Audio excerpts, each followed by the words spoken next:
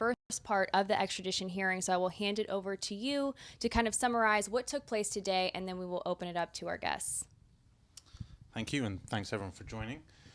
So today we had the continuation of the prosecution's legal arguments. The case that they were making is that political offences should not be considered a exception under the or there should not be considered an exception within the hearings. They're arguing that because it's not included in the 2003 Extradition Act of the United Kingdom, that it should not be a consideration. And then in the second part of the evening, it was mostly, or the afternoon, it was dominated by the conversations around whether Julian Assange will be able to sit with his lawyers. So his defence, Edward Fitzgerald, raised some points. It was actually Mark Summers raised some points about kind of 6 issues that Julian Assange has been experiencing kind of throughout the trial. And very tellingly, I believe, we got a very kind of firm and seemed to be premeditated response from the judge, District Judge Vanessa Barrister. So I'm sure we'll get into all of those points today. But I think today we've got a very esteemed group of guests with us today. So I'd like to hand it over to maybe Kristinn. Just kind of what's your take of the entire week and how everything went this week? Well, I would like to begin of today's proceedings because they were basically the most disappointing and to me, and I thought, and outrageous what happened today. First, of course, what you mentioned here was this argument by the prosecution that although they are basing the extradition requests on the bilateral treaty between the US and UK, they want an exemption from the exemption in the treaty which says you can't extradite on the basis of a political offense. And how on earth can you do that? How on earth can you base an extradition on a treaty? However, on the other hand, say, but that exemption in the treaty is not valid here because it's not in the local laws here, in the Extradition Act of 2003. Where everybody knows that the only reason why that was exempted in 2003, and there are examples all over the world after 9/11, to exempt that on terrorist or terrorism basis, that was the only basis that was left out of the change in the local law in 2003. But for I think since 1870, I think that was the example. Since then, there has been a political offense exemption in extradition treaties in this country and in all countries. And even Americans, they don't do extradition treaties with any country in the world without having that exemption. So it was kind of a weird argument, and actually to see that the judge seemed or the magistrates rather, seemed very interested in the arguments of the prosecution, although they, to me and for the layman who is not well versed in the law, it would be sounding outrageous. You can't have the cake and eat it too. That should be obvious. Secondly, of course, you mentioned the extremely disappointing sort of the end of the day, where the magistrate decided that Julian should stay in that glass cage on the back of the courtroom with little contact with his lawyers in the courtroom, that he would not be allowed to sit with his lawyers when the proceeding continue in May. That is an outrage. I mean, there was a very compelling evidence put forth by his lawyers, by Mark Summers. For example, a ruling from Strasbourg, from the European Court of Human Rights, about a very similar case, very similar circumstances. In that case, it was a court proceeding in Moscow. And the reason why that was considered by Strasbourg, those proceedings in Moscow, to be a violation of the rights of the defendant and in violation of due process and everything, were exactly the same sort of situation. Julian had a very hard time communicating with his lawyers. Actually, when he was trying to get attention, I mean, the lawyers are I mean, he's behind them. They can't see him. The only reason why they got their attention because we in the gallery or the people of the press were sort of pointing out, he wants attention. And every time he spoke to his lawyers through this sort of small crack in the bulletproof glass that is sort of separating him from the courtroom, it could be overheard by the Americans in the courtroom. It could be overheard by the members of the private company who are sitting, the security guards from Serco, who are sitting with him in the dock, in the glass cage. So everything that was presented there was compelling. A peaceful, non-violent individual who is guilty of nothing. He's an innocent man de facto. Is not allowed to sit with his lawyers. And the fact that the magistrate basically read out her ruling, pre-written, everybody saw that from the public gallery. She came in with her decision before she heard the argument from Julian's lawyer. I mean, that is such a clear example of the bias that he is facing there, and the decision of this court basically to do everything possible to make this as a difficult situation for him as possible, to humiliate him. It's a humiliating, degrading, and an outrageous circumstances that the entire proceedings are. I mean, I have a lot to say about the other days of the week, but this is just the final thing which we now carry with us, and he carries with him, in this waiting time until it continues in May, and it doesn't raise a lot of optimism about the future. And if I may, I think it's important context as well. I don't know how many people are aware. We had a trial of Tommy Robinson, who was the leader of the EDL, the English Defence League here in the United Kingdom. He had assaulted a police officer, so it's a violent crime. He was allowed to sit with his lawyers, and that's a violent crime. It's someone with, regardless of, a far right individual with, had been found guilty of not even, it was, I don't think it was even, it was post the fact that he'd been convicted of this. So I think that was more telling, or it's telling of the circumstances. Any other further thoughts on? I heard somebody say that they had actually looked through Hansard, which is the transcript of the parliamentary transcript, in relation to when they were discussing the treaty, and there was just no mention whatsoever about the political offences. So I don't actually know what that represents, the fact that they didn't mention it, but it certainly wasn't. It certainly wasn't barred.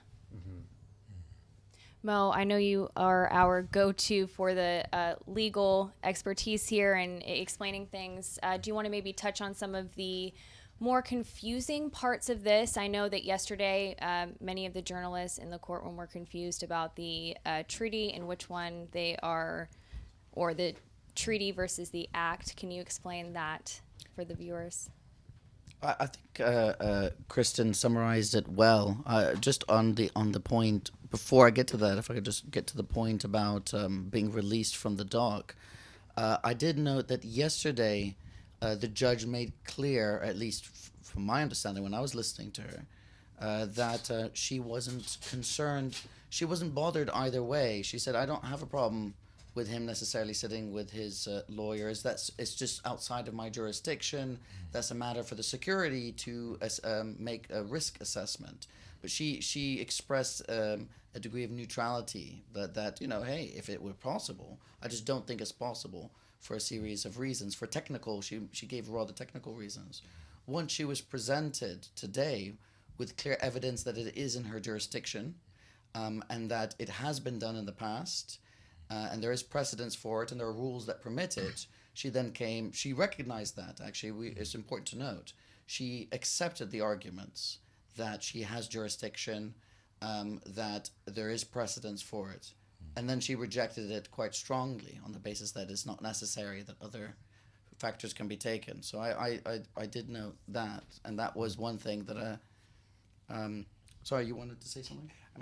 I wanted to add in that during this whole process, one of the elements that was raised was that if Julian actually wanted to speak to his lawyers confidentially, he would have to they would have to, they could proceed in court for 3 minutes, and then it would take 20 minutes to go down to the cells and confer with him. And she said, well, I actually feel that's a bit of an exaggeration.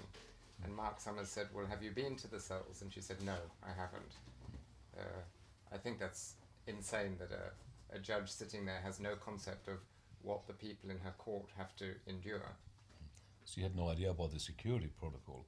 And another thing was really striking yesterday, that she actually turned to the prosecution side to ask about the precedents of defendants sitting in court, and whether the QC for the Americans had any objections to it, and they don't.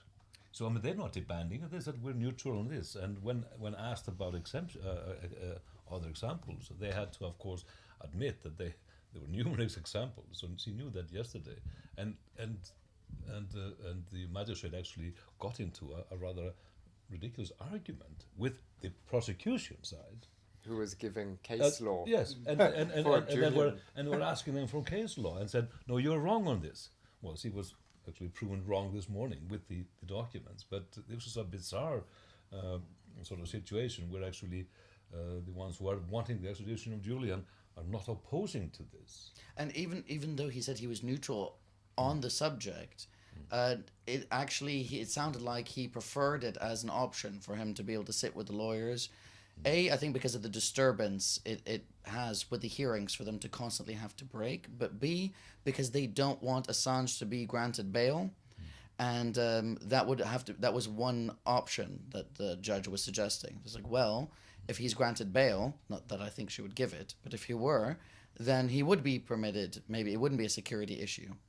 But the prosecution said that they would oppose that. Exactly. So the prosecution was saying this is a happy medium. So, bail is a bit too extreme, but we think that this is your court. You can deal with it as you see fit. In fact, that's what he said yesterday. They also mentioned a justice document, which I think that document relates to fair trials. And they said that 5 pages in that briefing related to the fact that to not be sitting with your counsel was not equitable with a fair trial. Jérémie, I'd like you to weigh in on this as well, as far as what happened in court today and even throughout the week. Yeah, I was actually waiting for the legalese to fade off, because as a supporter and friend of Julian, I came this week with the firm intention to not even try to enter this court and play this game of access and trying to fit within these hardcore security rules. And I remember sitting in the public gallery during the extradition hearing about Sweden in 2012, and remember it as a soul-crushing experience, where with these crackling speakers on these uncomfortable chairs above the court, you basically can't hear, you can't see nothing, you can't feel nothing. You're reminded all the time that you are nothing. The whole architecture of this place is an architecture of oppression and soul-crushing. So I spent the week around with the amazing supporters who came from all over the world, who planted tents in front of the court. Some people slept there by 0 degrees and were there for an entire week, voicing their opinion, informing the public passing by, waving their banners, chanting, making some noise, so the people would know. So I got briefing from some of these excellent people here. I'm not saying that the details of the case themselves are not important, but my firm impression is that what happens outside of the court is equally important as what is happening inside, and that we have somehow to find a way to extract ourselves from the legalese, not leaving the legalese to the lawyers. Of course, we have to wade in, we have to bring our expertise, we have to make political points out of them, but we have somehow to take a look at a much wider situation. What is happening to Julian now? Why is it happening? What does it mean for the world? What does it mean for the future of journalism, or for the future of our own capacity as individuals to make sense of the world around ourselves, and to just express ourselves? And I think, that's a feeling that I've had kind of a lot through the last few months, is that, Julian's case to me is so symbolic of, how bad things are becoming in the West, and especially for freedom of speech. But at the same time, there seems to be a lot of maybe optimism is not the right word, but there are kind of glimmers of hope in terms of the amount of support that people coming out in support of Julian, and hopefully developments to kind of keep that legacy of what Julian created going, because I think that's the way that we essentially fight this, is to say that, I mean, it's not to say that we're kind of resigning hope in Julian, but I think it's to say that WikiLeaks and this infrastructure that he built is not something you're going to be able to remove, and that work should continue, and that work has been continuing. Absolutely. I mean, what is important to keep in mind? I mean, Jérémie is right. I mean, it's not just about what happens in the courtroom. we can discuss in details, all the legal arguments that were presented during the week. Of course, there was overwhelmingly leaning on Julian's side. I mean, if it was only the merit of the law, it would be an open and shut case. It just, I mean, the arguments are so strong. But I mean, the unease you feel in the entire proceedings, that you are being sucked into a mock trial, basically, or something that where the outcome is already predetermined, and all the arguments that we present, it's just a play to be able to give the establishment and the judiciary and the magistrate in this case some mock arguments and enabling to extradite him or throw this into appeal. So I mean, the important struggle is as much on the outside or as in the inside. We need public support, we need political support, we need public awareness, and the good thing is it has been growing. It's really heartening to see all the supporters who came from far away to be and even camp outside, the courtroom. All the observers that came from foreign countries, MPs from Germany and other countries. One from Greece. The one from Greece actually that had noted that she had not seen the layout in a courtroom and the sort of the chilling reality of what she was observing. It reminded her of Greece during the military dictatorship, and that's a message that might be quite valuable to sort of keep in mind. So, Reporters Without Borders, Amnesty, the Writers' Organization, Norwegian PEN, other organizations have been present, and I've been sitting there in the gallery for the entire week, and there is a sense of disbelief and outrage, a mix of that, of the entire proceedings. So, not too optimistic about the outcome here on the legal front. We need pressure from the outside. Absolutely. There just was a quickly. nice moment this morning to add to what Jérémie was saying. So this morning when I arrived, which was about 8 o'clock, and they had previously all public gallery members and supporters could go in at any time, but this morning they had said that they weren't allowed even onto the premises until the family had arrived, and the court was only starting at 10:30 today. The family had reserved seats, so they were only arriving at 10:15. This was 8 in the morning. It was pouring with rain. It was 2 degrees. It then started to snow. Wow. And when I got in, there was a journalist and I said, this is outrageous. When I first arrived, I spoke to the guard. I said, is it really necessary to leave those people out there? And he said, we're just following the rules. And I said, well, that we're just following the rules has been a term used by many people to carry out lots of abuse and abdicate responsibility for it. So the journalist upstairs said, well, let's do an interview now. And within seconds, because clearly I was seen on the CCTV, 4 security guards came up to her, took her phone away, made her delete it, made her show her press pass. But the good thing was that 5 minutes after that, the public were let in. I just wanted to reiterate the fact that it's important to always highlight the public support, and there's been much more of it recently, and many activist groups have emerged. I noticed that in my home country back in the U.S., we're seeing different groups throughout the country show support for Assange. I was reporting outside of the courthouse the past few days, and the first day was a really, really big demonstration, peaceful demonstration too. And there were 150 yellow vests there. And what it really showed to me was that people are united in this fight. People are very much against this U.S. extradition. And despite the fact that a large portion of the corporate media has really failed to talk about this case, perhaps in the depth that they should, we are still seeing people on the ground showing up and showing support. And I am optimistic, though, in seeing more journalists look at this case and realize that it really does impact them as well. Yeah, and I think it is somehow our duty to tell this story and maybe retell this story. And I honestly think that, of course, we need support from journalists, but we also need support from historians, from teachers, from poets, from songwriters.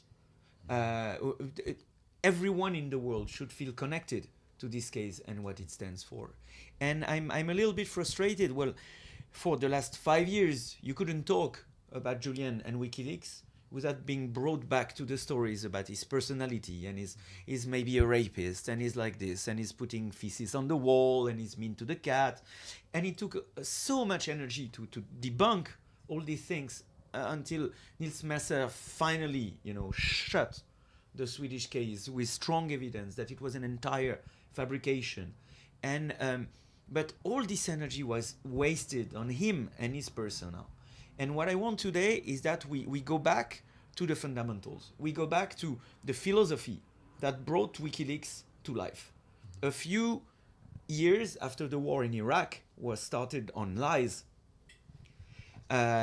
this guy wrote a piece of philosophy called Conspiracy as Governance, where he explained that governments hide their actions behind an increasing amount of secrets.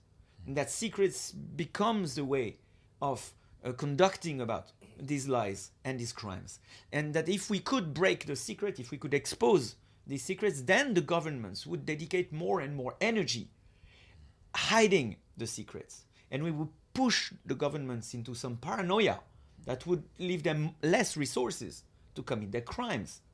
This is what WikiLeaks is about. WikiLeaks is this glorious encounter between hackers, the benevolent hackers, the hackers of free software, of a free internet, and their wit for using technology for greater good. An encounter between these benevolent hackers and journalists who actually want to do journalism. Journalists who want to demonstrate facts, journalists who want to research, journalists who want to expose and take risks. And this is what is on the table right now. This is what is at stake. This is why Julian is being persecuted today. This is why Judge Barretzer and the whole British establishment is trying to crush him in this glass box with no access to nothing. You reported already that on Monday alone he was handcuffed 11 times, strip searched naked twice, brought about 5 different detention cells, and stripped of all his court documents and personal notes. This is not just for some alleged release of documents in 2010. It is for what Julian and WikiLeaks stand for. It is about trying to alter this balance of power. It is about exposing lies. It is about giving the power to everyone to in part in these activities. And this abuse of power started several years ago, and we saw that in the Ecuadorian embassy in London, and the UC Global case was also brought up earlier this week. I know that both of you have visited the embassy quite a bit, so if you're willing to talk about maybe what the conditions were like in that embassy. Well, towards the end, Kristinn can talk about towards the beginning, but towards the end, it was a very sadistic place. They increasingly isolated Julian. They installed cell phone jammers. He had no access to the internet. He wasn't allowed visitors. They turned the heating off during winter. And on the weekends, when there was nobody there, no functionaries from the embassy working, there was only the security guard, they actually built a 2-way glass box around the security desk so that he had no interaction with any human being for the entire, from Friday at 5 o'clock until Monday at 8. It was a constant incremental increase of pressure and isolation and vindictiveness in the hope that he would walk out of the embassy and be arrested. Yeah, I mean, it was extraordinary to see this slow process from actually that being a sanctuary. Fidel Narvaez, the former consul and in the embassy, has been a good witness of how actually people were trying to coexist. It's a small compound, a small actually premise, but everything was made. Everybody was working hard on making this work, you know, and it did work. It was a sanctuary. There was, of course, severe limitation on Julian, but we were able to come and go. We were able to work there, out of there, and keep the work going, and make it at least a bearable place to be in. Because I mean, Julian couldn't go out. There was no garden, just a small balcony. That, you know, it was really a serious issue with going out on that one. But when Lenin Moreno came to power, you know, it just sort of there was a shift very quickly, and it became basically the sanctuary became a prison, very tough place, and so it's a torture circumstances. And of course, then the spying that we know of now. You see global spying on Julian, all bankrolled and financed by Sheldon Adelson, the biggest bankroller of Donald Trump and the Republican Party, and of course this has come up in the court this week. I have seen heard some of the evidence that it was is going to be presented in the Spanish case, including an audio recording of a meeting I had with Julian in the embassy. It is quite astonishing that, you know, that alone, eavesdropping and gathering evidence, sending it to the American intelligence on communication between Julian and his lawyers, should, on its own merit, be enough to throw out the extradition. And you have how many other equally important, strong arguments? I think there are probably 18, where each an individual one should suffice. So, I mean, if this was a normal circumstances, not so highly politicized, it would be an open and shut case.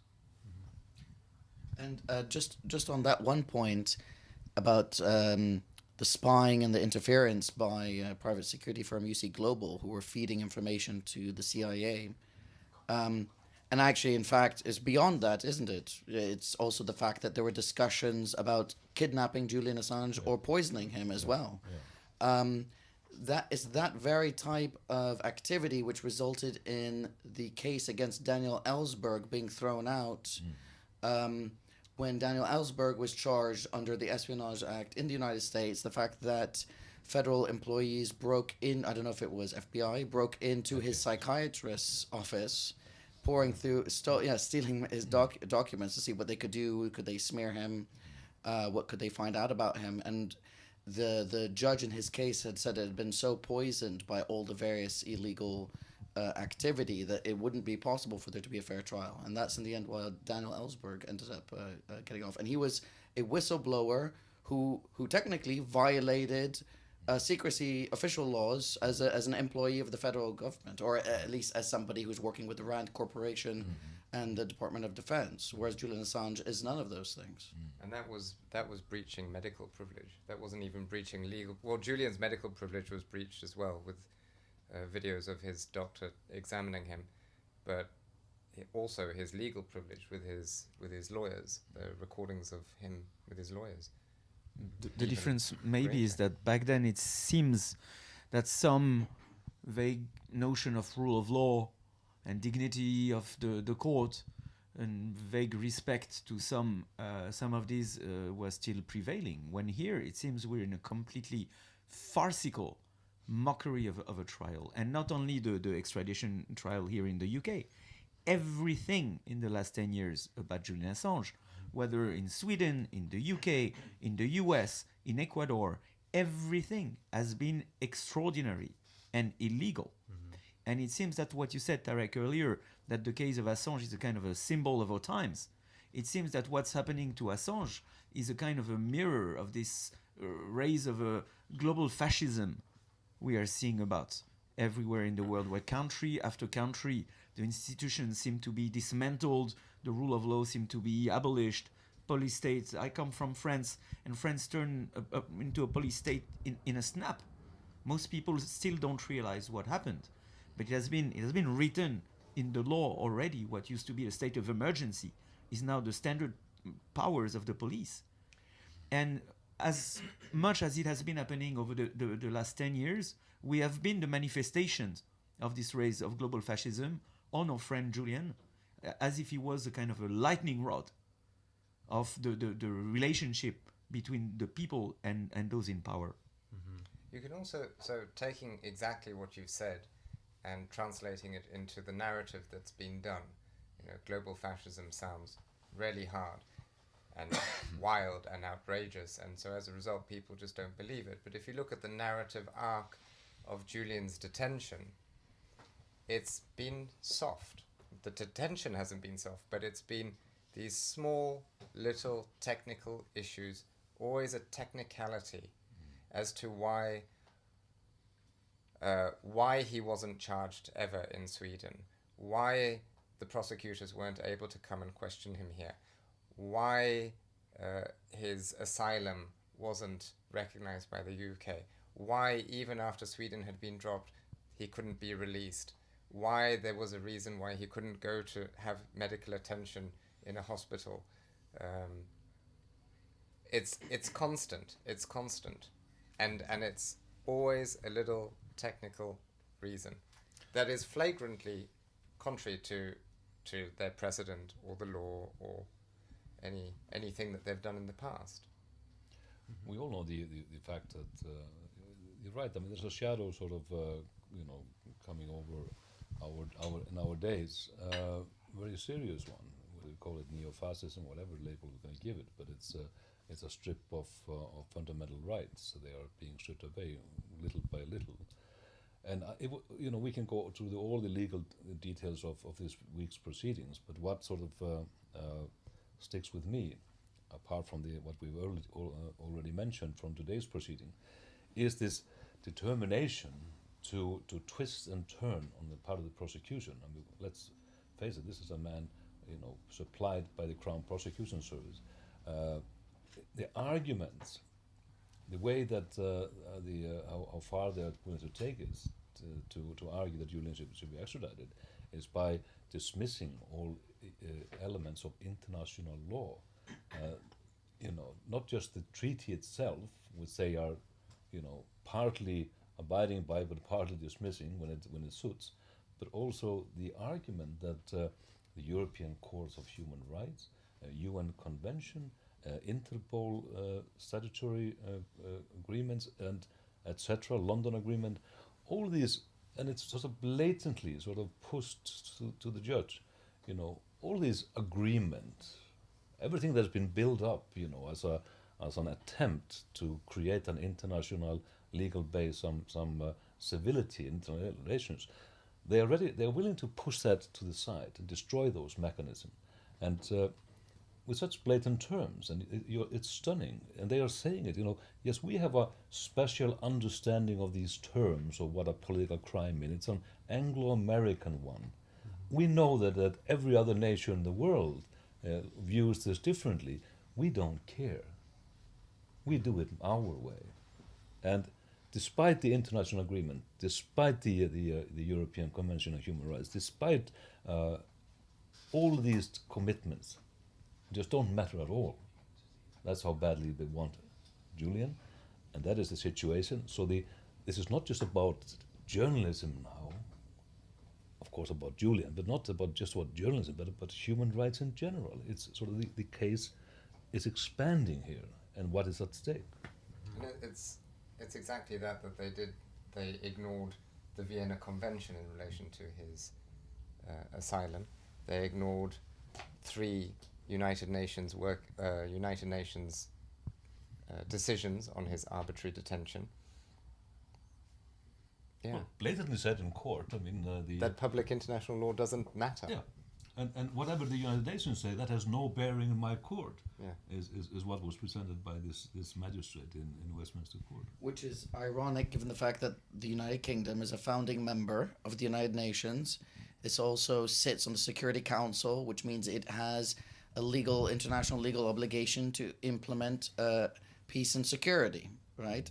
So the Security Council members are legally obligated to implement international law to ensure that international law is applied. And Britain does, if you see its involvement in international affairs, does bring up international law a lot. So it's not like these arguments which are raised here about customary international law and about the binding effects of certain legal instruments or legal policies. It's not like it's alien to this country.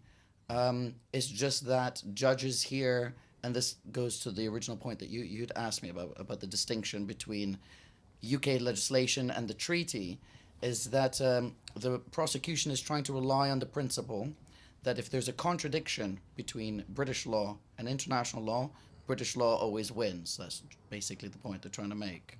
Well, in this case, there isn't even a contradiction. It's just, it's not even mentioned. They're mute on the point, which means that there isn't a contradiction, which means that it can apply. Sometimes I wonder if being on the Security Council, which gives you a veto right, also gives you a veto right to the protections that are supposed to be afforded. Well, I spoke to Assange's U.S. lawyer.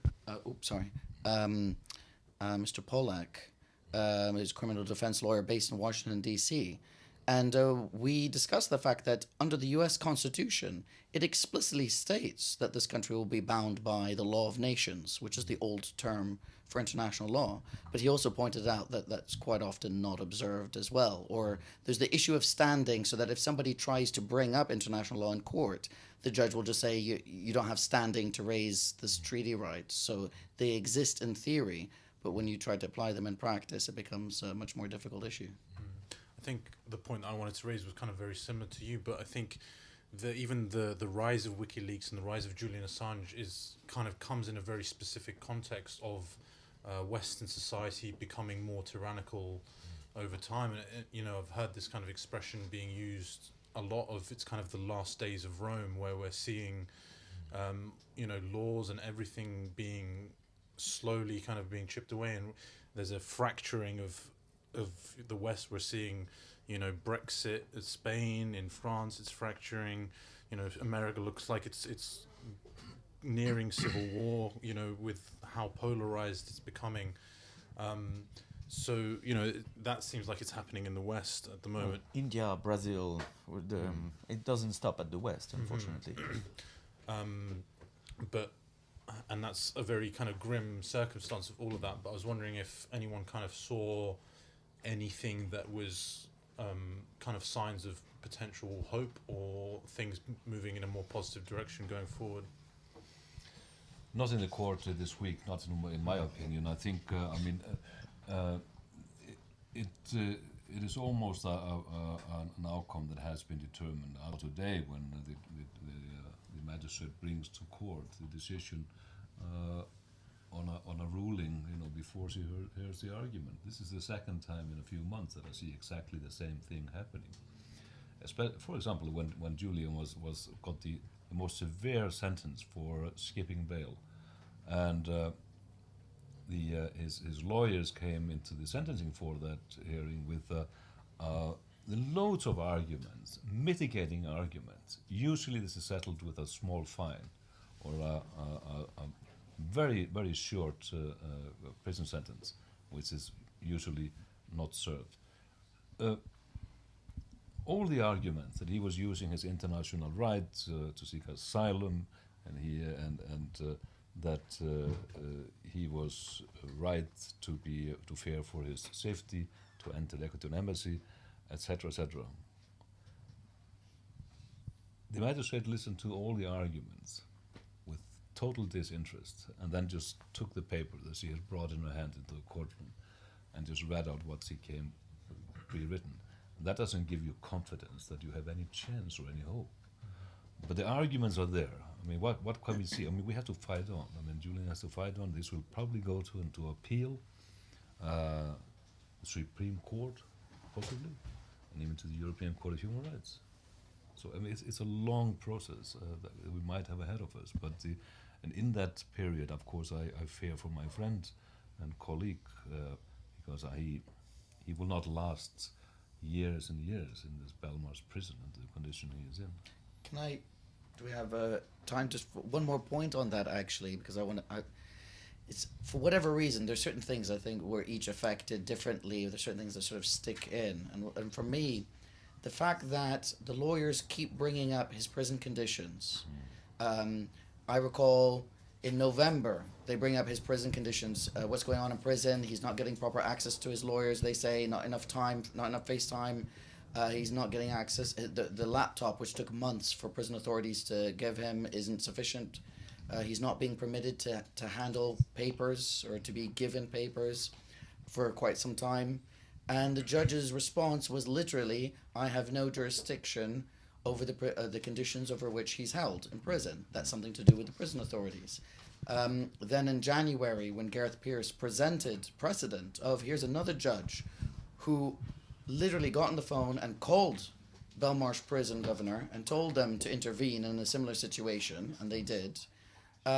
She didn't consider that to be enough for her to then do the same. And then just the other day, as you raised, the fact that he was within a single day, handcuffed 11 times, strip searched twice, 5 separate holding cells that he's being put back and forth in, and then having his legal papers, his confidential legal papers taken from him.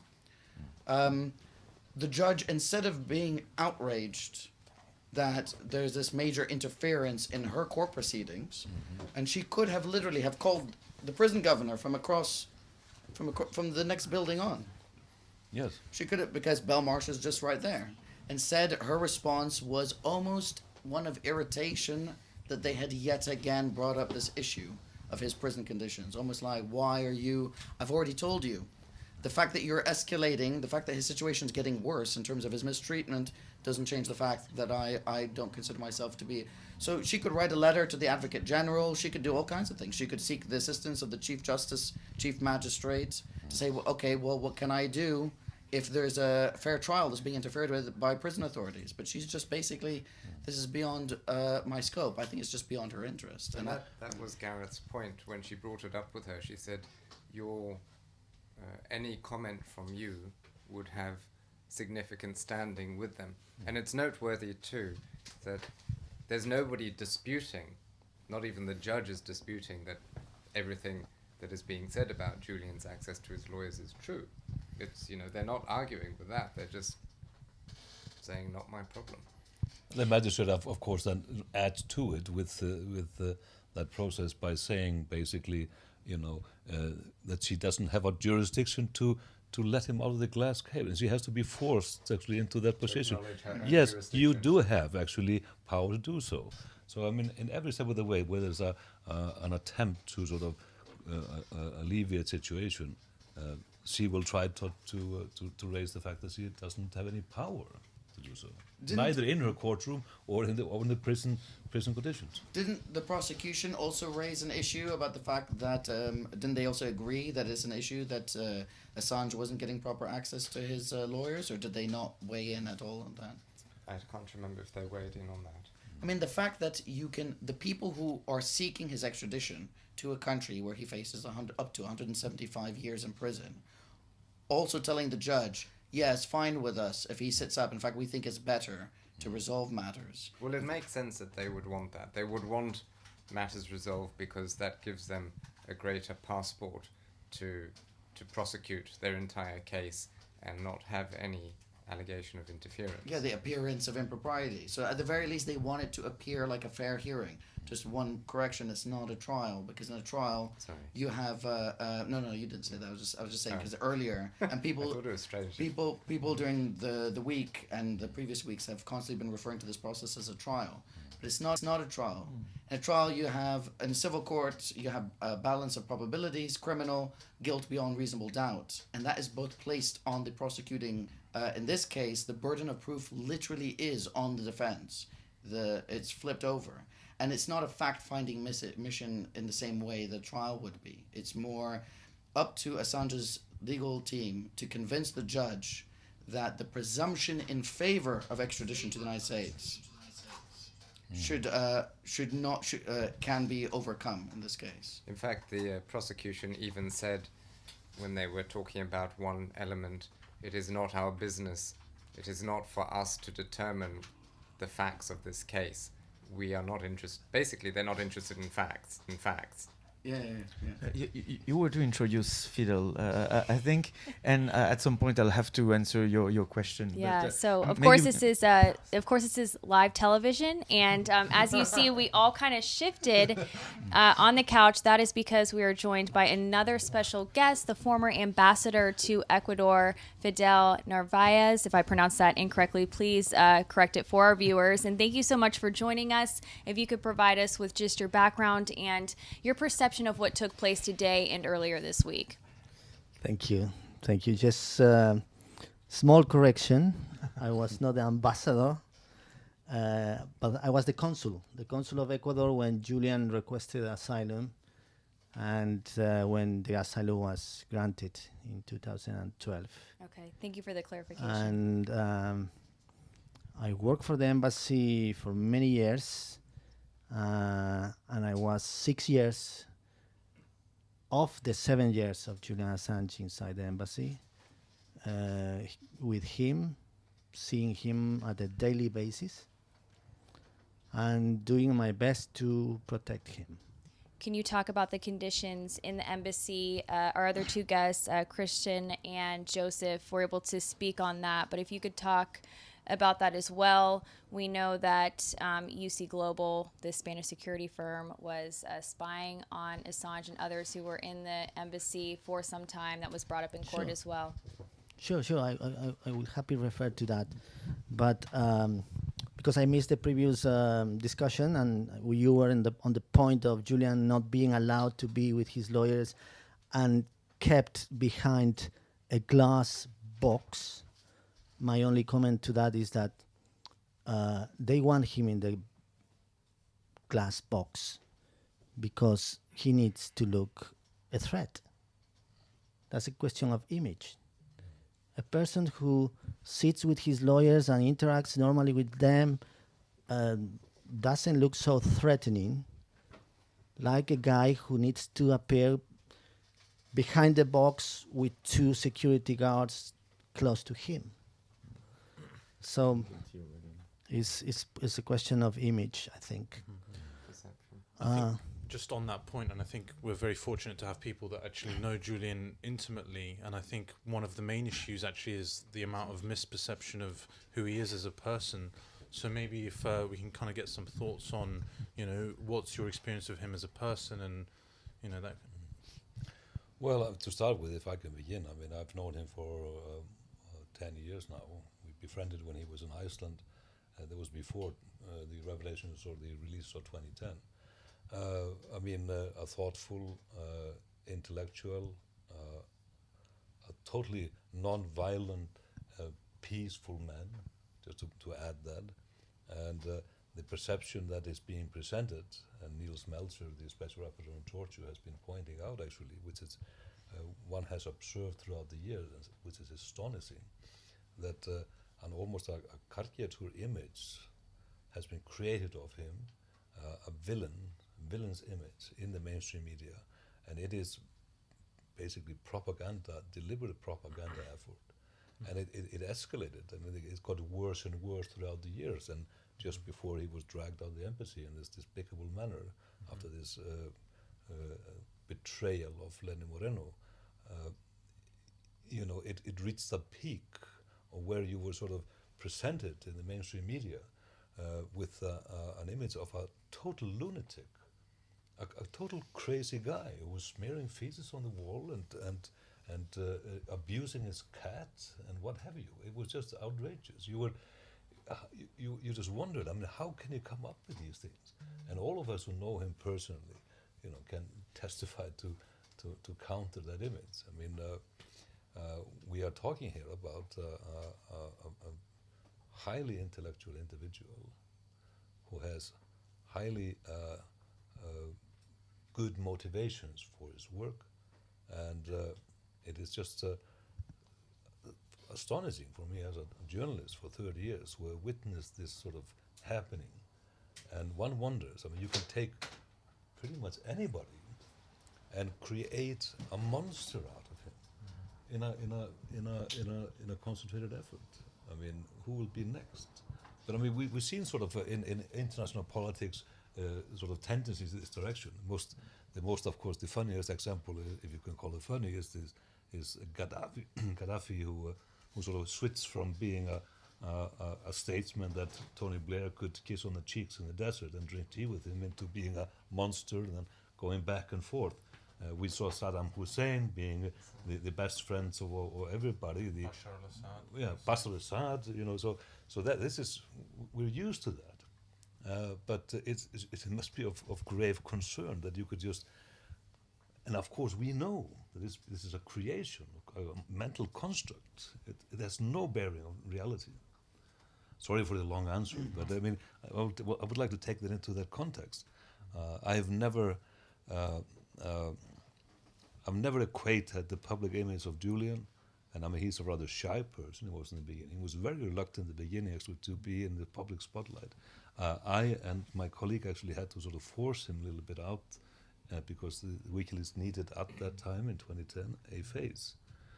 So I mean, he was very reluctant, always very reluctant to be in the public spotlight. He is not a person that seeks it or has a vanity to seek fame or any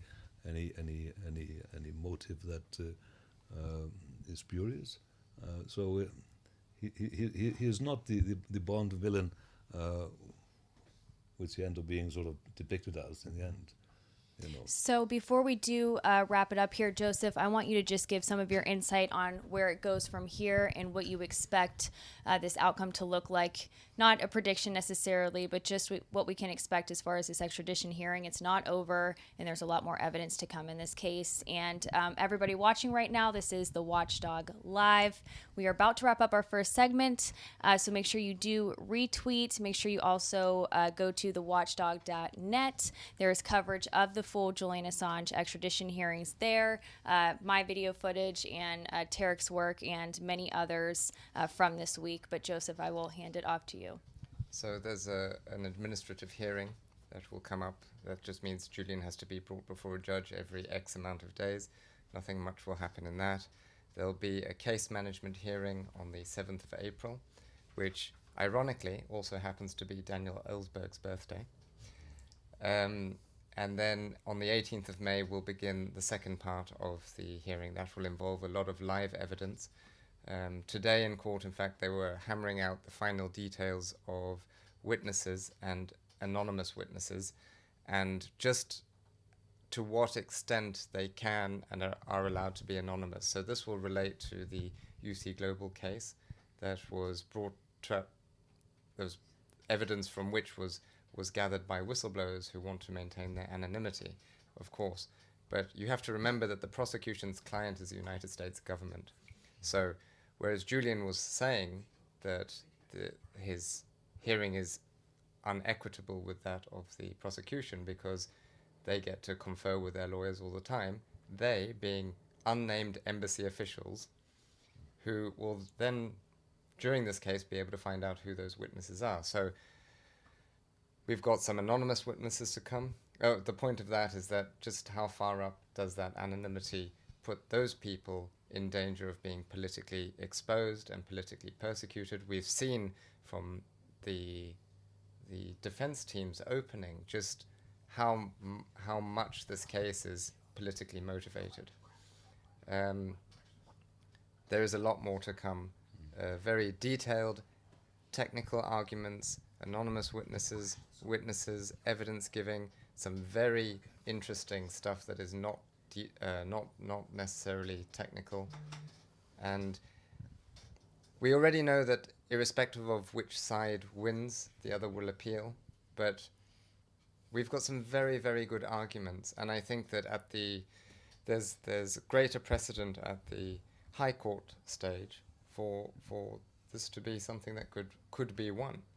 I'm not saying that it will be; it can go further up, but So Jeremy, do true. you want to weigh in as well? Yeah, I would like to maybe as my personal conclusion, but also as a way to answer your question earlier, to what is there here for hope, and also maybe to towards the end to extract ourselves a little bit from this dragging atmosphere, soul-crushing atmosphere of an extradition hearing and not a trial. Thanks, Mo. Remember, 10 years ago, collateral murder, the Iraq war log, the Afghanistan war log, the cable gate. This enabled each and every one of us to gain an unprecedented understanding of the world. And this is what WikiLeaks is about, using technology that is in everybody's hands to allow anonymous publication of vast troves of document we can search into, to make sense of, in an uncensorable way. 10 years ago, we were still nurturing this dream that a free internet would make the world a better place, would enable us to challenge power. And in the meantime, it seems that the dream has almost died out. We've learned through the spy files, we learned through when Google met WikiLeaks, how this global consortium of governments and companies infiltrated each and every bit of the technologies we use every day, and how this brought about this world of total surveillance.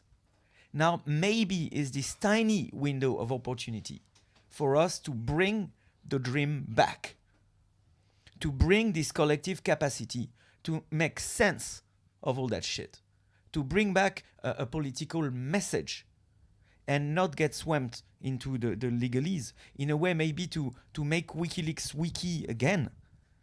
And as a matter of fact, is a wiki called challengepower.info as a homage to Gavin McFadden that has been put up online some times ago to help everyone who want to participate. It's a wiki, it's a collective effort to help everyone to try and contribute and make sense of all this and somehow prepare a collective, uncensorable future. Kristinn, as the editor-in-chief of WikiLeaks, why don't you leave us off with your final message? Well, of course, we will continue to publish, as we have, despite the serious situation. Of course, we have to put our effort on saving Julian, because we are fighting not just for him and his life, but for a bigger issue here, basically the future of journalism, and in a broader sense as well, as I was mentioned earlier. Jérémie said we need to rekindle the dream, find the dream, the vision. For me, it's not an option. If we don't go back to that, if we don't go back to the core values and fight on that front, we have only other option is a nightmare and darkness, and that's where we're heading into. So I see this as a front line. This is the front line today. This is the line that we will have to take a stand, and that's why I'm doing it, and I hope more will join. All right. I want to thank all of our guests for joining us this evening. We are going to wrap it up, but we will be returning the Watchdog Live. We have more guests. It'll be about 5 minutes, so make sure you stick with us.